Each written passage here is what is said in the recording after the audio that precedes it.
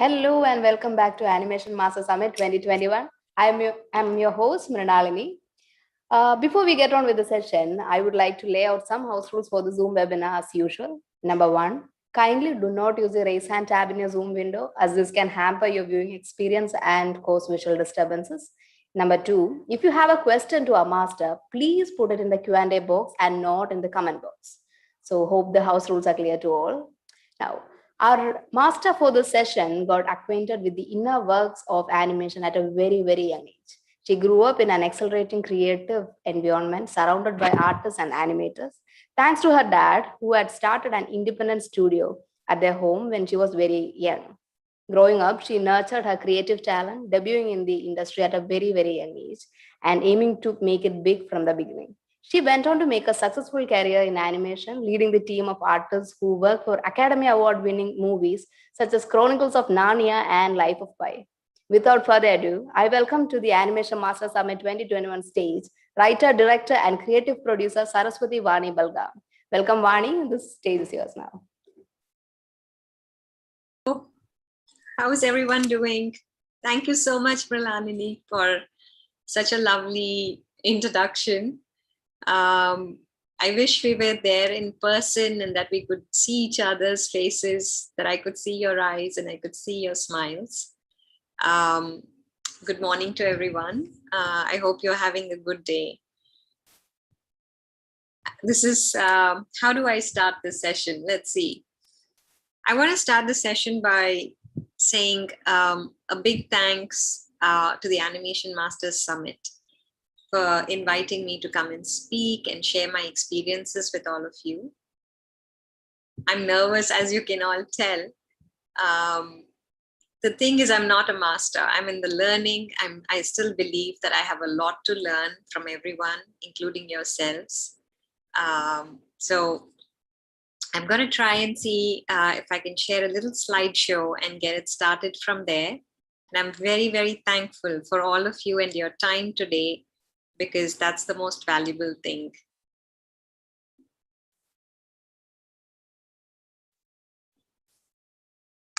Can everyone see my screen okay? Yes? Yes, ma'am. Yes, ma'am. Okay, perfect, perfect. So my journey, basically, I was very young, probably 9 or like even 10 years old. And the whole thing basically started with my father loving Hanuman. I was to be called Anjani because that's how much he loved Hanuman. But they named me Saraswathi after his mother. When he decided, so dad decided that he wanted to make animated films in the 1980s. He had no clue about what animation was or how hard it is, but he knew that Indian stories had to travel the world. And so on his journey, basically, he went, from a very small place in Bombay. He hired a lot of artists that were there available at that time in the 1980s. He sold my mother's jewelry and made some stories and storyboards, and he went to Annecy in 1984. He traveled all around the world. He went to the US, he went to Europe, he traveled almost every corner trying to tell everyone out there in the world that it was important that the Indian concepts, Indian power and energy in storytelling was translated to the Western world, and that there was a huge cultural market that was waiting to be explored. And of course, there was a lot of money to be made doing this. And the Indian culture also had to transmit. So I grew up in that environment from a very young age, knowing all of these things. As I grew older, I knew I wanted to be a director. And this was way back in very early, I want to say, in the 90s, when I realized that I wanted to be a filmmaker. So I went to South India, to Chennai, and I said to a director that I want to direct and I want to be a cinematographer. And at that time, the industry was very, very, very young, I would say. Visual effects were very new to the whole thing. There was a lot of in-camera effects that were happening. The director told me to speak to the cinematographer, and after 1 week on the movie set in Chennai, I was told that it was a very unsafe place for a woman to be, that it was not safe. I told that to my mother, and my mother said, there is no way I want you to be unsafe. We don't raise children to take up something where they're not safe physically. So I said, all right. So then my journey began. I came to Bombay and I started working. I became a coordinator, then slowly grew up to, got into more management positions and stuff like that. But every time I told someone that I wanted to be a creator, I wanted to be a creative person and express my creativity, they said, no, you're a woman, you're so much better doing something else, like marketing or business development or client relationships, and we'll pay you double the money for doing all of that. So I said, all right, I needed the money. And I said, all right, there'll be a time when I will be able to express myself. So I worked on a lot of Hindi and Tamil and Telugu movies back then in the visual effects side. Then Rhythm and Hues happened. I didn't know what Rhythm and Hues was back then. We didn't have an internet connection, so the dial-up would show me one image at a time, and I thought they were printing posters. So Rhythm and Hues reached out to me, like I would say in 2000. I was a very young girl, and they said, we would like you to set up our studio in India. Now, this was an Academy Award-winning studio. And I was like, what do I do? How do I set up a studio? I've never set up a studio. I've only worked for others. But I remember the childhood experiences because of my father on how he ran a studio, how he ran the first 2D animation studio. And I said, okay, I'll try. So this is how small Rhythm and Hues was back in the 2000, when they started, when they were very, very small. And they won the Academy Award for Babe, the Talking Pig. So one step at a time, not knowing, never been outside of the country, never had been to the US. And here was an opportunity to run an Academy Award film, running a studio. The thing that made me the most happiest, I would say, was that they had this very clear philosophy. And the philosophy was, the core of the company was, take care of your people and fantastic work will happen. So honesty, commitment, value, creativity, these were the core ideas that we always talked about. And I had to build something based on those ideas. Having worked in India from a very young age, we were exploited all the time. Like artists were exploited, talent was exploited. They were never cared for. Maybe one or two people were cared for, but not everyone. Now it was the challenge for me to see, can I do that? Do I have it in me to care for somebody? And that was the bottom line for me to say, let me try. So fortunately, I got the opportunity and I ended up setting up these huge studios, one in Bombay, one in Hyderabad, eventually in Malaysia and in Taiwan. And we were about 700 plus employees in Asia. And at the same time in the US, they were growing by a huge number.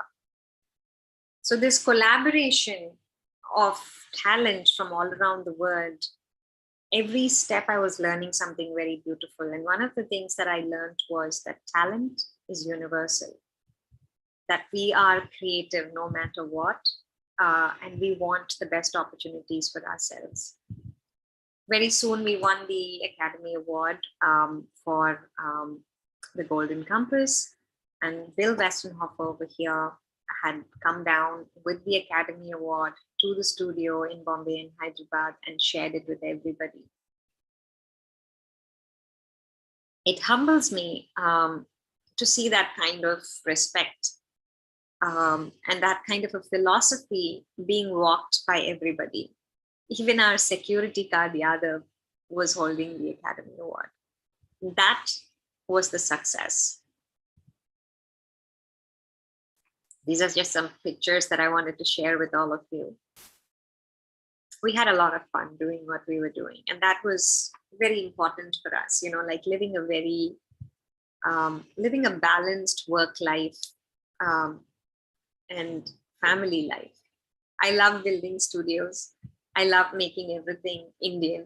I love the feeling of art and antiques that are there in our country that are not respected and valued. And I would bring all these things and make it home for the artists. So the from a business side, you know, in 87, there were hardly, like very few people, maybe 4 or 5 people when they started Rhythm and Hues in Los Angeles. And then by 2008, we were like over 1,000 people in the US, and internationally, we were another 700 people. So this is us. Like every other weekend or couple of times in a month, our artists had to, you know, explored and enjoyed spending time outdoors. So the bug of creating content never left me. And I said, you know what, I always wanted to direct. I always wanted to produce. What am I doing here? Managing artists. It's great, but it was not completely fulfilling for me. So within the studio, there was this fantastic artist called Vaibhav. And, you know, we decided that we will get him to lead and direct a small 3D show for children.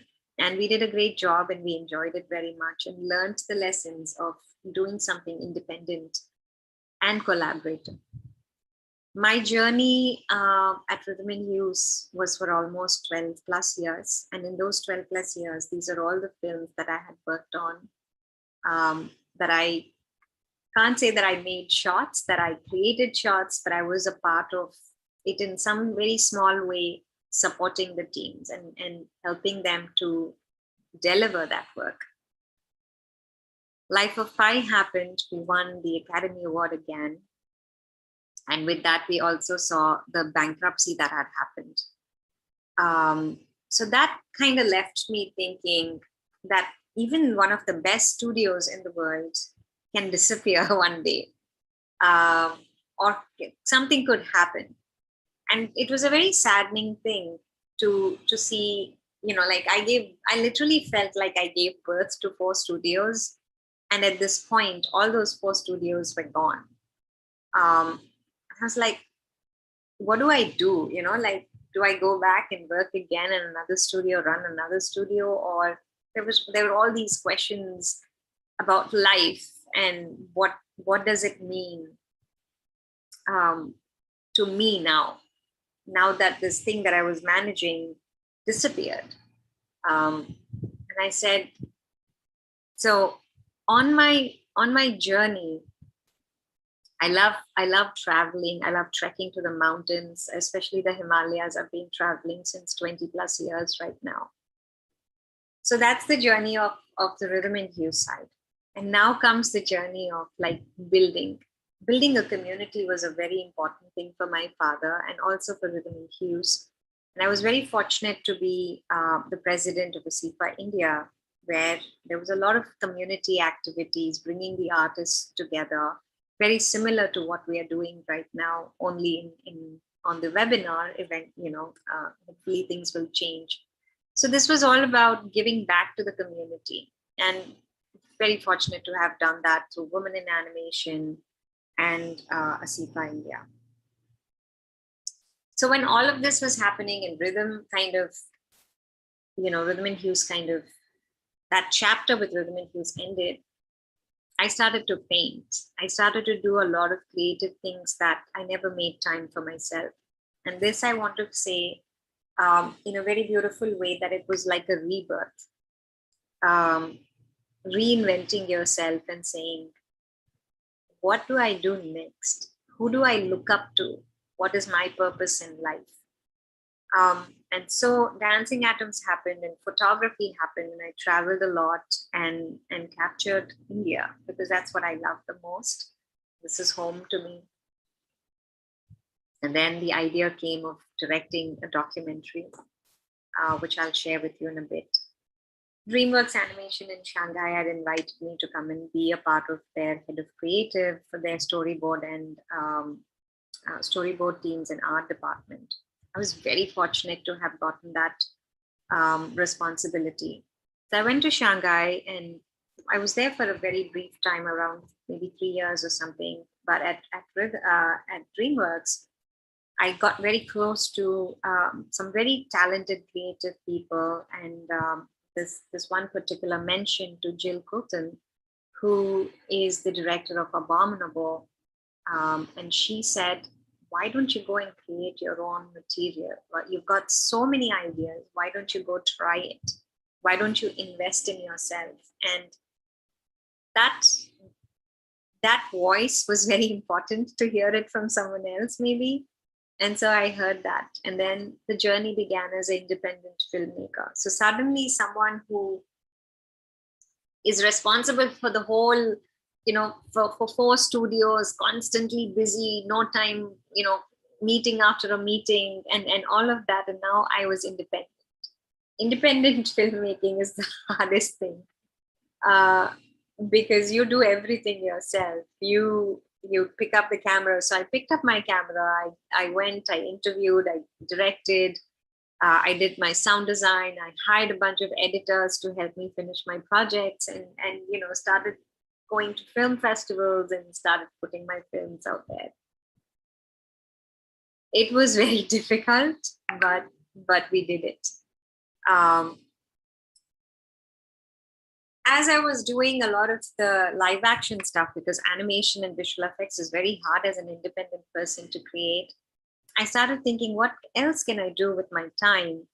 And a couple of producers from India and filmmakers from India needed help and needed someone who could bring their projects to the world.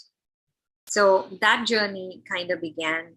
And I said, all right, let me go and help people and get them to get their projects out while I'm figuring out what I want to do with my life. So very happy that Vaibhav Kumaresh and I are very good friends. I'm helping him with Return of the Jungle as a producer. I've got a couple of more people. I have an NDA, so I can't talk about all of that stuff.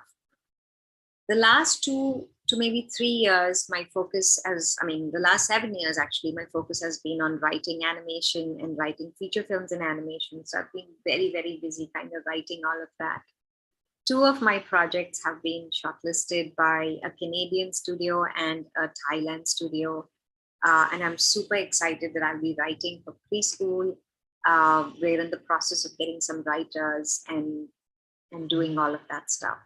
So that's basically my journey so far.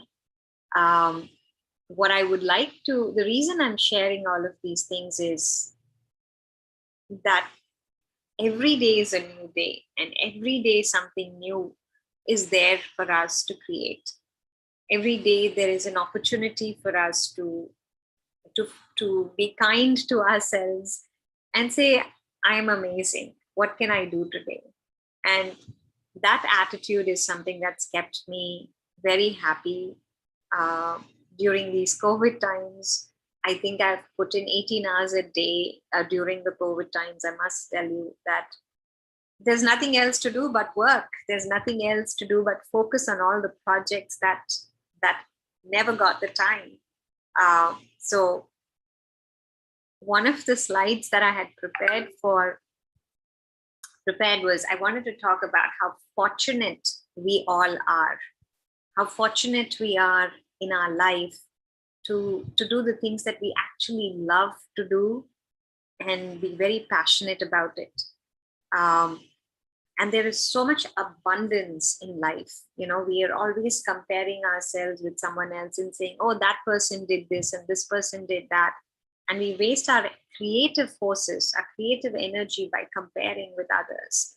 That's their path, that's their journey. My path is my energy. So I have to focus. So a lot of what I would like to take up in question and answers with all of you is just, let's talk about life. Let's talk about valuing ourselves, our creative process, storytelling, anything that you guys have questions. I would love to have a chit chat with you and talk more in detail about that. I was very fortunate again to had gone to the Himalayas, as I mentioned earlier, and have met some amazing teachers and mentors over there who have told me some very simple things like socho, samjo, or chalo. Means like think, understand what you want, what you thought about, and then walk your path. So that's the one mantra that I keep in my heart every single day. And I say, what have I thought? Is this something that I want to do? Yes, then just simply walk that path, and everything else falls into place. So thank you very much for listening to me. And thank you for having me here. I'd love Thank you so much. Thank you so much, Vani ma'am. That was an inspiring session. Amazing, really amazing session. Thank you guys. Yeah. So I really wish I could show my process of how I do my pitch decks and everything. It's just that I'm in NDAs right now. our participants It would have just loved got it. picked up, so I need a year or two to be able to show it to all of you once it gets into They production. would have loved it. So yeah, ma'am. Now we have a lot of questions from our participants. I'll go to them one by one. We have a question from Swapna, and she's asking, do you think that India is creating sufficient homegrown content that can take over a global audience? Yes, I want to say that India is creating. For the first time, I feel very proud. I feel very, very proud. I mean, if you take a look at it, it takes a lot of time. It takes a lot of energy to do that. And it takes a lot of collaboration and commitment from everybody else. So I think with the OTT platforms that have come, they've made content available, like on YouTube, on any little thing. You have something, you can put it out there. Earlier, like maybe 20, 25 years ago, everything had to be a movie, and to get a movie, you needed to figure out whether it had all the masala in it, it had all the elements in it, and if people were willing to watch. Unfortunately, the older generation, when anyone said animation film, they thought cartoon. No one thought that animation can have drama. No one thought that animation can have adventure. So I think today we are the older generation. So we look up and say, oh my God, that's a great film. We would love to watch it. Mm-hmm. So I think there are some fantastic stalwarts that have spent decades of time patiently waiting.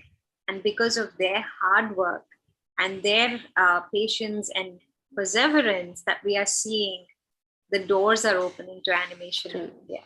Great. So we have another question from Hari Varma, and he is asking, Vani, from what I heard about your journey thus far, it is evident that you are creative fighter par excellence. You moved yourself from a producer to creator to a creative provider so smoothly. Hats off to you. And you have a great understanding about the talent pool India has.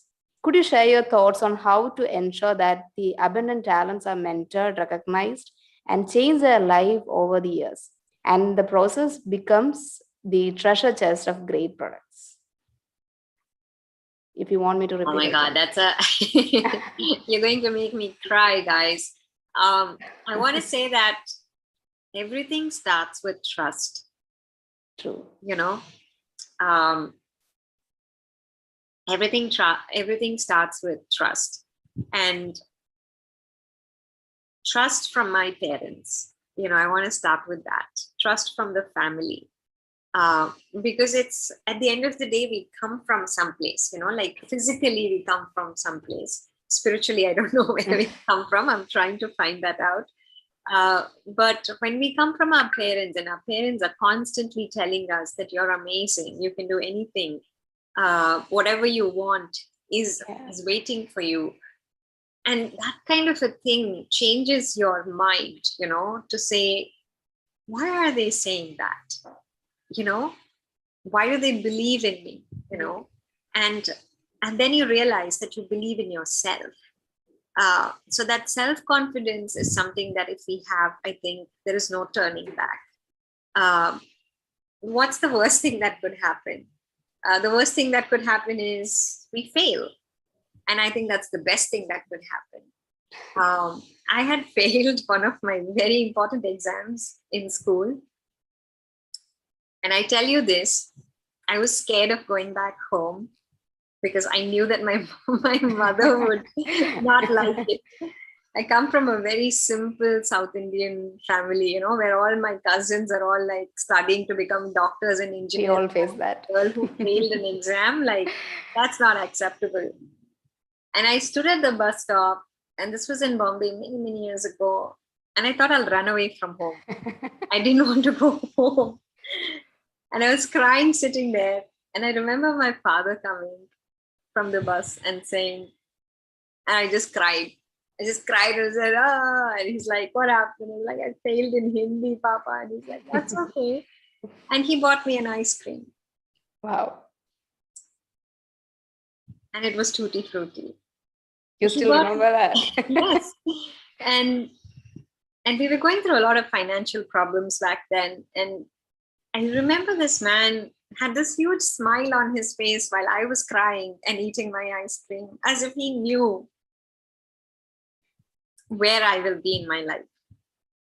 So since that day, the reason I share this very personal story with all of you is when you fail, if you celebrate it, you change your mind to say that it's okay. I have another chance at life. This is not the end of anything. It would have been great if I passed that exam, but I didn't, but that's what I mean to, I don't know how many students are here. I'm not asking you to fail your exams. I'm just saying that if it happens, recognize it, accept it, and celebrate it, and then struggle harder to make it better. True. And that happens when you have that kind of background, that kind of support system. So to go back to the question, recognizing talent around you is the easiest thing. All you have to do is trust them. Everybody has the potential to become somebody big. Yeah. And if you can just say that to yourself many times, I think that's how Rhythm and Hues happened. I was trusted by someone that I had never met in person, that I had never gone, and I was hired over a phone call, not even a video call. And that person said, I'm not Indian. I don't know how to run an Indian studio. You're an Indian. I'm an American. You run it. Right. And that's it. And then everything else, that every single person that I hired or I interviewed to come into Rhythm and Hues, all I had to do was transfer that same respect, and trust. Say, I trust you, but if you don't do your job, I am not going to be nice, but I trust you, and so the magic happens. When there is that answered your question. It did. When there's a lot of trust in us, we will have that self-confidence boost. Yes. And we'll never fail at that. That's for sure. The support system is that strong when someone believes in us. Yes. Great. And the next question is from Johnny. And he asks, how much has the VFX industry in India changed over the years? Is it a safer place to work? Are there redressal systems to protect artists and creatives? I think the visual effects industry has come a long, long, long way. I hope. I have not been in it recently for the last 6-7 years, but I have a lot of friends and people that I used to work with are constantly keeping me updated about it. Back then, visual effects was like someone would come and say, have you seen that English movie? That's exactly what I want in my Tamil or Hindi or whatever movie. And can you do it? And we don't have that budget, but we can give you this budget. And it used to be literally like that, where the directors would call us and say, they would even show us the DVD or like a VHS tape and say, I want that effect to be copied into this movie. And that was the time at that point. But today I feel like visual effects is become storytelling, a part of the story. The directors are the ones that are making those choices and saying, I need this because it's going to be a part of my storytelling and not in gimmick. Got it. to attract audiences, but a part of the story. And I think that's been happening very beautifully. And I respect all the filmmakers in India that are really looking at it and saying visual effects is a part of storytelling. It makes it even better. And it makes it better. To answer the second part of the question, is it safe? I think yes, absolutely. Back then, it was hard for a woman because, like, there were not toilets separate for women when you went onto a movie set. It was just whatever was there. But today, I think things have changed quite a bit. I see in the film industry a lot of women that are taking leadership positions. There are a lot more directors in the last 5-10 years. If you notice, there's so many women directors that are doing some fantastic work. Male directors also that are inviting a lot of women to come and be a part of their productions. And what used to happen earlier was this very like sleazy kind of a feeling like, oh, you're a woman and whatever. But I think that has changed. One advice about safety is, if you're feeling unsafe, don't be there. It's not worth it. It's just not worth it. It's your life. You will find another opportunity, another point of the time. And if you feel unsafe, then go speak up to your manager or your mentor and tell them that you feel unsafe. And I think a lot has to be said about speaking up. Our generation above us never spoke up, because that's the way that they were raised. Maybe I'm not going to like be a commentator on generations, but this generation has all the strength to speak up. You've got mobiles that keep you safe. You've got friends along with you that will keep you safe, and trust your instincts. If you're feeling unsafe, step away. It's not worth it, or speak up. True. So the key element is to speak up and to express. Yes, I think you don't just tell it to one person, tell it to 5 people that you feel unsafe. And then suddenly everybody is like, oh, she speaks up. And then because you spoke up, and it's not just for men or women, it's for everyone that I'm saying, it's not just about sexual harassment. It could be about anything, about being bullied at workplaces. So everything should be spoken up, because you're there to do your work. You're not going to the office to be bullied by somebody. We have our mothers to be mothers at home that are always telling us something, and we've got our brothers and sisters who can bully us. But at workplace, I think it should be a very safe place. It should be respect, give respect and take respect.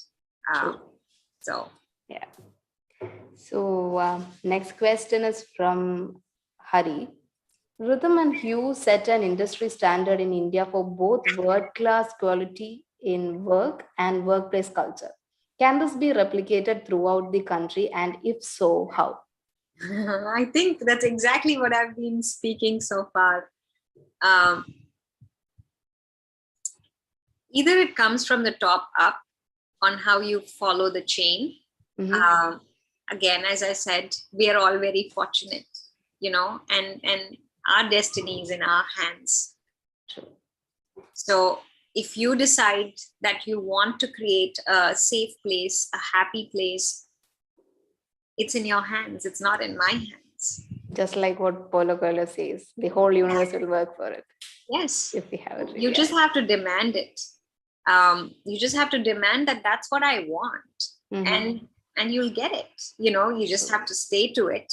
I worked for almost 9, maybe 10 years before I joined Rhythm and Hues, and it was not a safe place. It wasn't a happy place. It was a very difficult and challenging times. But when I got the opportunity of creating a safe place, why would I create an unhappy place? True. Right? If I have the opportunity, and I have the opportunity every day, and I tell this to everyone I meet, you can create your own space. If you bring plants to your office and decorate your little space, you'll suddenly see that everybody brings some plants to their table and makes it beautiful. Yeah. If you share, then everybody kind of says, oh, that's what makes it beautiful, that sharing experience. So I would say that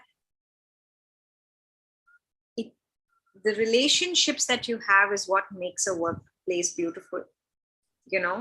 Um, it's not the work that you do, maybe to a little extent that you can feel proud that you worked on a whatever, like a big film or whatever, but at the end of the day, you're spending 8 to maybe 12 hours in your office. The right? bonding is Yeah. So it's all about the relationships and valuing each other. You start valuing everybody and you will notice that everybody values you. But if you wait to be valued, I don't know. Got it. I don't know if you will get valued. You might, but I think the easy way is to own that and respect others, and you will get it automatically. Take the step and we make our own safe haven. Yes. True. And the next, we'll move on to the next question, and it's from Shruti. She asks, coming from a family of creatives, was it hard or easy to take decisions in your career? Oh my God. Easy. Very, very easy. I made a lot of bad decisions also. But decision making, and how many students do we have here? Do you know by any chance? We have 200 and something participants, but then about the students. Anyways, I'll speak because I'm a student. So, every day, guys, every single day, I love notebooks, by the way. Every single day, I ask myself, do I have the clarity today to do what I need to do? Right? And what should I be doing today to get to the next level? What is it that's going to make me happy today? And I only look at today because I have no idea what's going to happen kind of tomorrow. I can plan for it, but I have no idea that it's going to go exactly the way that I planned. So my suggestion would be just have the clarity, that I want to be happy, and recognize that I'm fortunate. That's the one thing I tell myself every day. It's like, I'm very fortunate. And then suddenly I feel like I feel like that. And it's the way we talk to ourselves. Yeah, it's the way that we tell ourselves. Because if I wake up and say, oh my God, COVID happened and this happened and I couldn't do this and I couldn't do this, the whole day goes in thinking that way, and then the way I talk to others, I'm wasting their time by also passing on that same negative feeling. Yeah. So I just say like, oh, today's a great day. I get to meet 200 people that I would have never met in my life. How fortunate am I to meet all of you guys right now, right here. So that's just the way that decision making happens, is like you write it down on a piece of paper and you say, what are the pros and cons of every decision I make? And it gives you very simple clarity, like, okay, if I do this could happen good and this could happen bad. I'm willing to take that risk. And now I feel more confident to take that risk because I know what the risk is, maybe. Right? So we get a clarity of what is going to happen. So all the while focusing on the present. Yes, pretty much. Yeah, got it. So we have one more question from Hari Varma, and he is asking, a VFX studio or an animation filmmaking studio, which one is safer for an investor for long term in creating value? That's a very tricky question. A very good question, but a very tricky question. What I would like to say though is, an investor should invest into talent. And it's the talent that's going to make you money. And if the talent is a visual effects talent, then focus on building a visual effects studio. Don't force them to do animation. Because or go ahead and invest in an animation talent and then make an animation studio, or do both, because they're kind of like partners. Visual effects and animation kind of go hand in hand in so many ways. So an investor needs to really think these things through and say, I'm investing in this because I can see what I can see 5 years down the line what's going to happen. With both animation and visual effects, this is something that most investors don't realize, is they don't have that long-term vision. They think like, okay, I'm going to invest something today and then tomorrow you should give me that money back. And it doesn't work like that. So most of the films, some of the really big grossing films, if you notice, are about $100 million, but the profits that they make is huge. And they take 4 years, 5 years, 6 years to make those movies, and the returns are that big. Today, in India, that's not possible because we don't have that kind of audience yet, So in the West, the audience has been given that kind of a material, so that today when a Disney makes a great film or a DreamWorks makes a great film, the value that you're going to get out of it. And there's a huge machine behind it. The audience is groomed that way, that they expect the same from them. Yeah. So you get bigger returns on bigger investments, and by making that investment over a period of time. So you can't get it immediately, is what I would say. Got it. Yeah. And we have a comment from, it's not a question, it's a comment from PK. Your life is truly inspirational. Thank you for all that you do and for sharing your experiences. I'm sure all of us have so much to take away from this. Thank you so much, Vani. That's a comment. Yeah, it's not a question. It's a thank you. Yeah, a note of gratitude.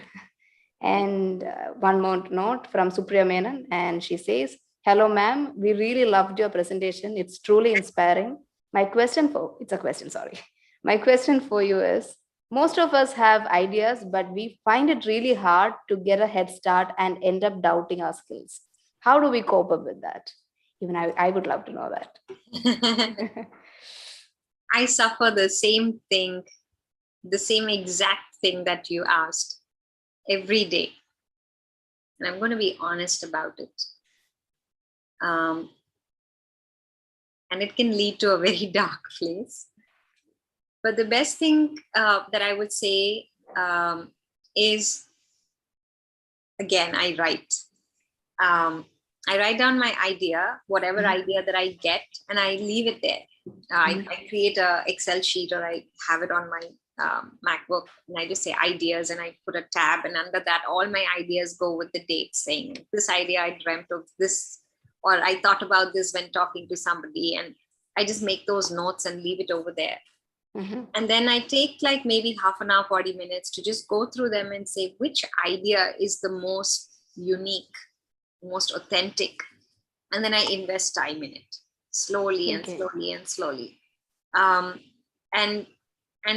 And doubting oneself is the biggest disease we have.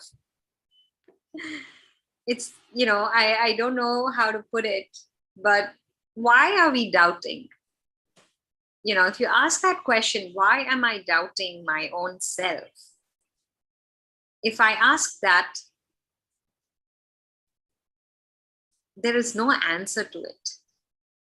It's probably that I doubt myself because I don't have enough confidence, or I doubt myself because I don't have enough support, or I doubt myself because I feel like I'm not good enough.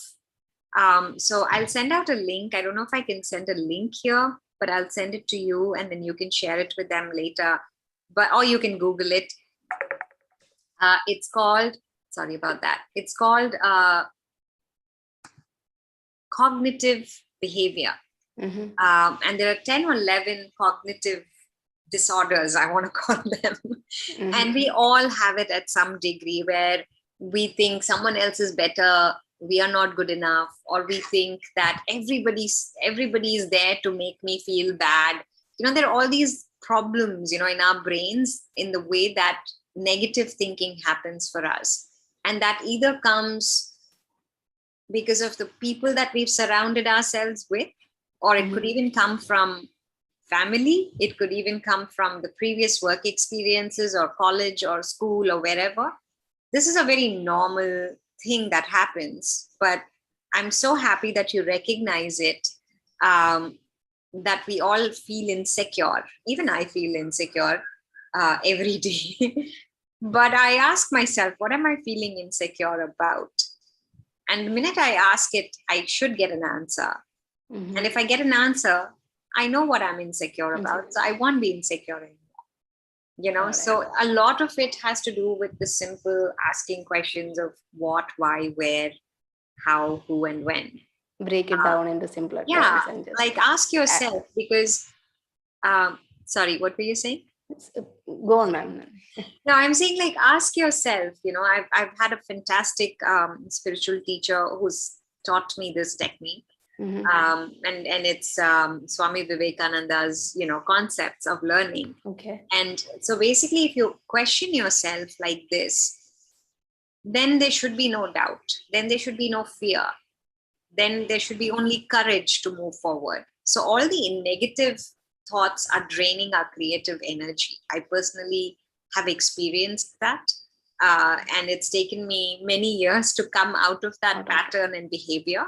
So it's normal to doubt, but to go to the next level is to write down, why am I doubting myself, and is it benefiting me? There is this saying, I'll do anything only if it benefits me, right? Yeah. So if it's not benefiting me, then why am I doing it? Got it. So simple things like counter asking your mind those questions make you so much more happier. True. And if you're happier, then everybody loves your idea. Yeah. So every day we wake up with insecurities, and now from you, I understood that we have to address them. We have to face them, address them, question ourselves, and it makes it easier to sort it out. It makes us happier. It makes us stronger. It makes us healthier, because at the end of the day, sorry if I'm getting too philosophical on you guys. Please go on, ma'am. But there are a billion cells in our body that are functioning, and we're not telling them what to do. They know exactly what they're doing. We're not telling, like, come on, this cell and that cell and red cell and I don't know how many million white cells and red cells are doing their work. We're not in charge. They are doing their job. So for us, our job is to be happy. Our job is to be nice to ourselves, kind to ourselves, and kind to the people around us, and magic will happen. True.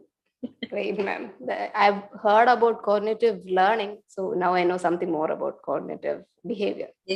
Great. So next question is from Sriram. Being an integral part and a representative of the large animation community here in India, what initiatives have been taken by ASIFA India in the recent year to account for the pandemic, and how does the future of animation in India seem to be like?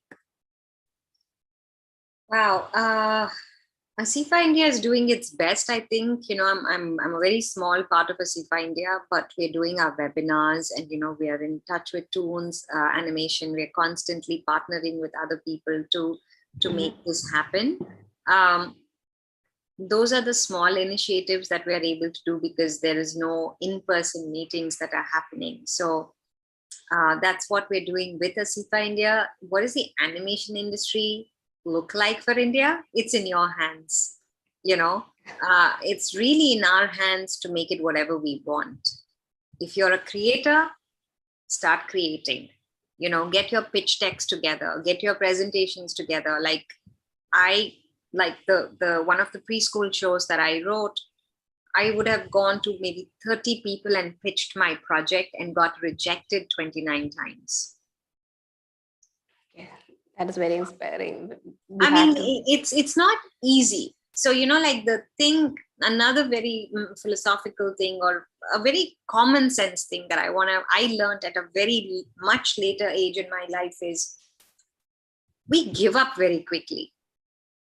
And I don't know why we do that. True. I was someone like that, by the way. I am also sometimes. We give up very quickly when we don't get the result immediately. And we say, and then my teacher told me, is like, who told you life is easy? And I said, who told me? No one told me. Then why do I want life to be easy? When you're in kindergarten, when you're a little kid, your parents tell you, oh, it's going to be okay. Everything is easy. Everything is easy. Everything is easy, because you're a child and you need to hear that. True. But when you become an adult, when you become more than 18, I don't think you should be a child. The constant pat on the back won't be there, but then we have to. I mean, it's not the question of a constant pat. That's expected, by the way. That is required. Even I need it. But what I'm trying to say is, when you become an adult, when you become 18, you have to accept that life is not going to be easy, that you have to work hard, that you have to keep trying a million times to go after your dreams, and it takes time. I mean, it's not easy. And if you stay firm, every rejection, someone told me, is one step closer to someone accepting your project. True. So you should actually celebrate every rejection. Oh God, 20 rejections, which means that at least like 19 rejections means I'm closer to one person saying yes to my, liking my artwork or liking my concept. And that should be written on a board saying rejections are good, because that means I'm getting closer to being accepted. So it's just the whole mentality of going about doing things. And education is all about that. I believe that education should make us stronger. Learning the technical stuff, learning the creative stuff is all good, but what does it mean to be an educated person? Is to be this, is to be happy, is to think very clearly, and to say, yes, I am not going to give up until something happens. True. Very, very true, ma'am. Yeah. But it's hard. Huh? It's very hard. It's not easy. It's not easy. Not getting the expected result in the first go, it's not easy for us to accept it. But then I am pretty sure that you are someone who got there, and hearing from you. No, I want to tell you that I've tried many times. Still not there? Yeah, I've tried many times.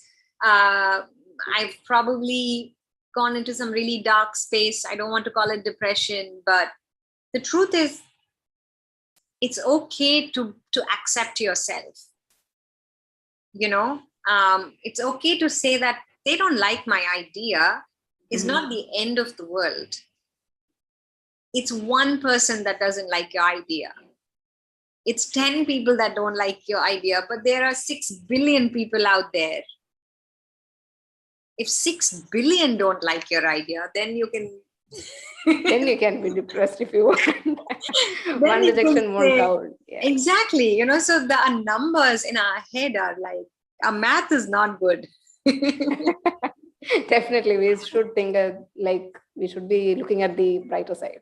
Yeah, and when someone says we don't like your idea, have the courage to ask them, hey, thank you for listening, and thank you for telling me you don't like it.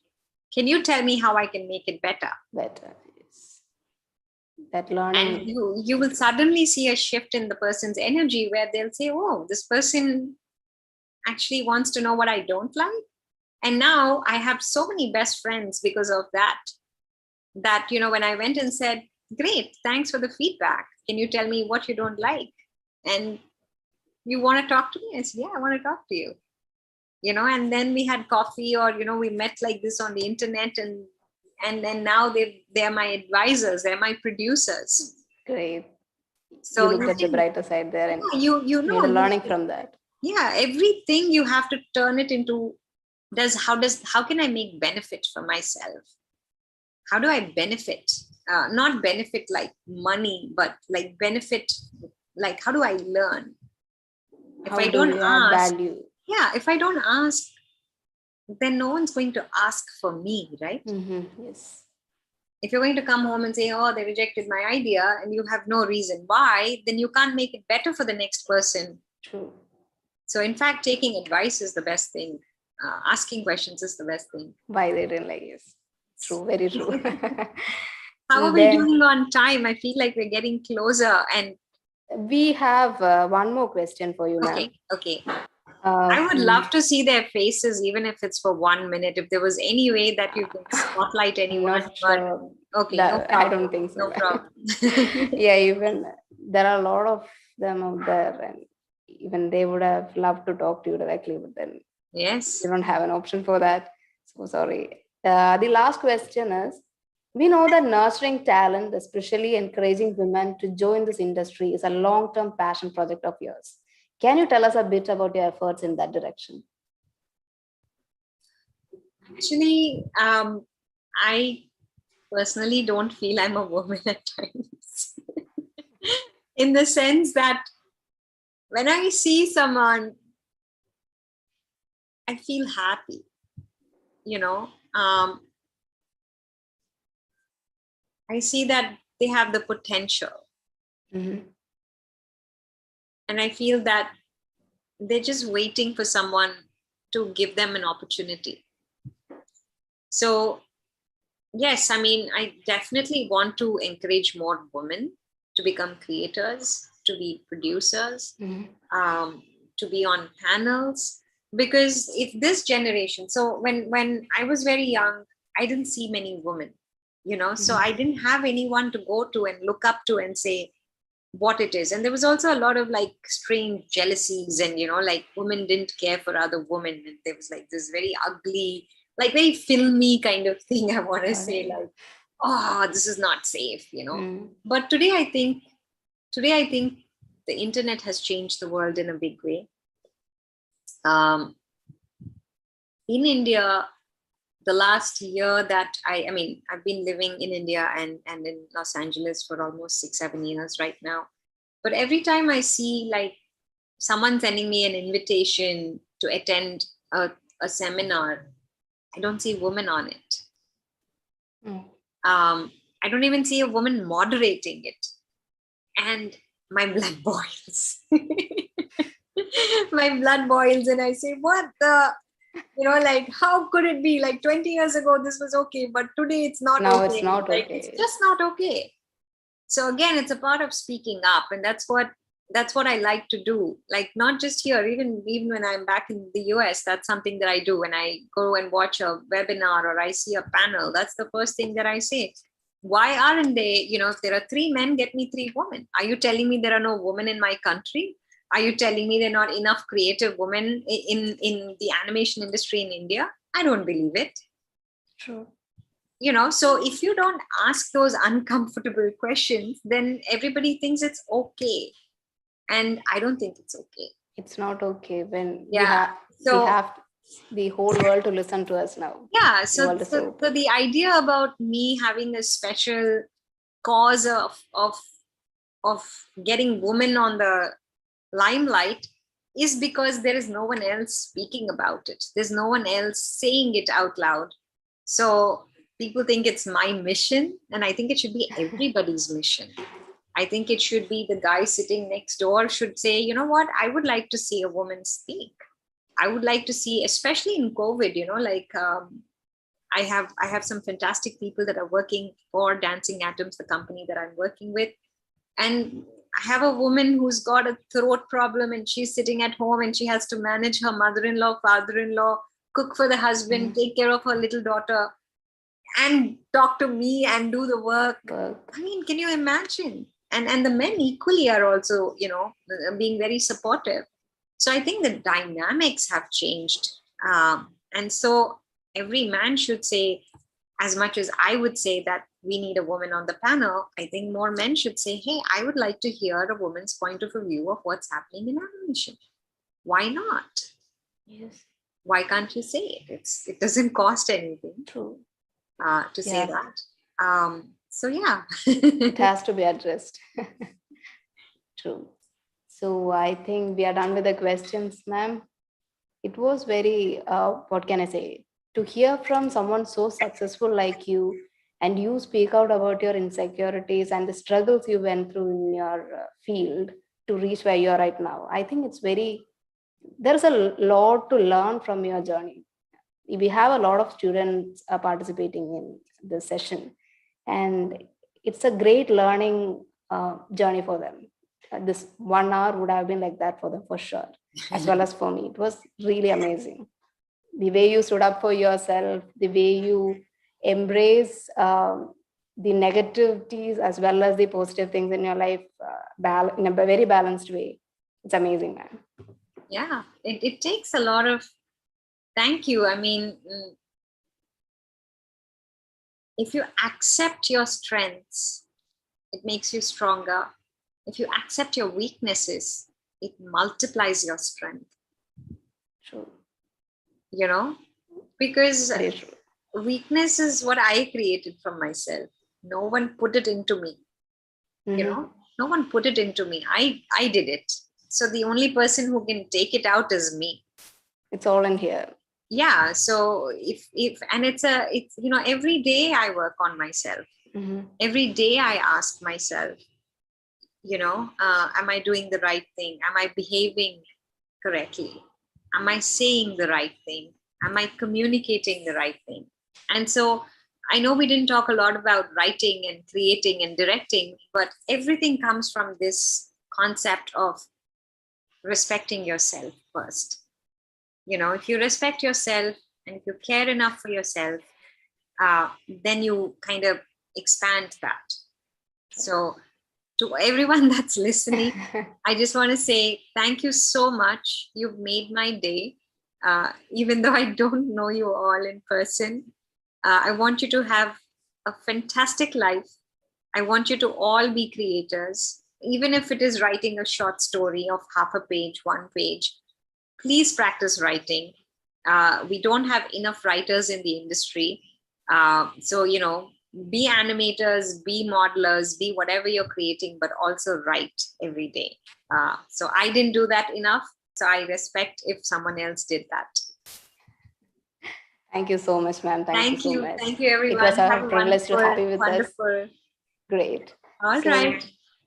Bye-bye, ma'am. Bye. Bye. And thank you, participants, for being with us.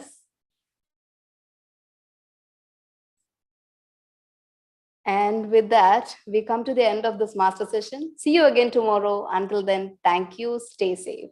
Bye-bye.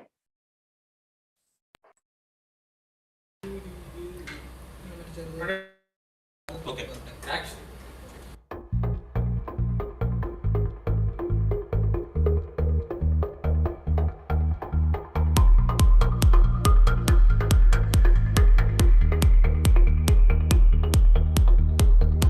Where the lights fade away, another day brightens up.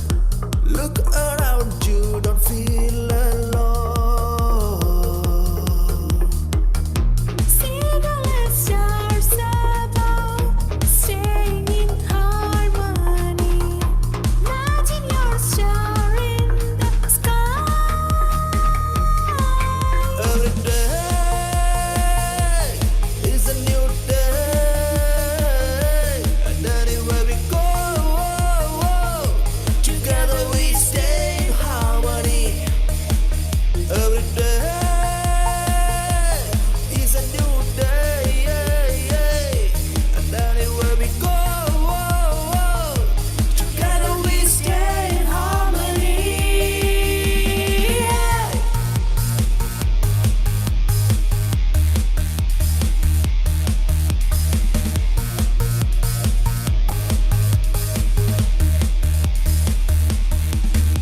Let's all snap our fingers as we sing together. Let's all wish to stay like this forever. Let's all clap our hands as we sing together. Let's shout and say, the fun begins here. Let's all snap our fingers as we sing together. Let's all wish to stay like this forever. Let's all clap our hands as we sing together. together. Let's shout and say, the fun is here.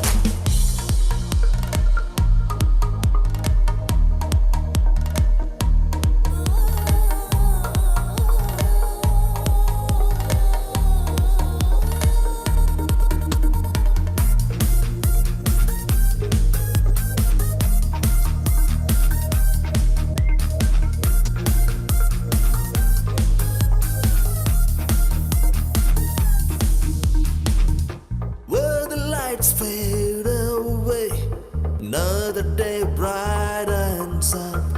Look around you, don't feel alone.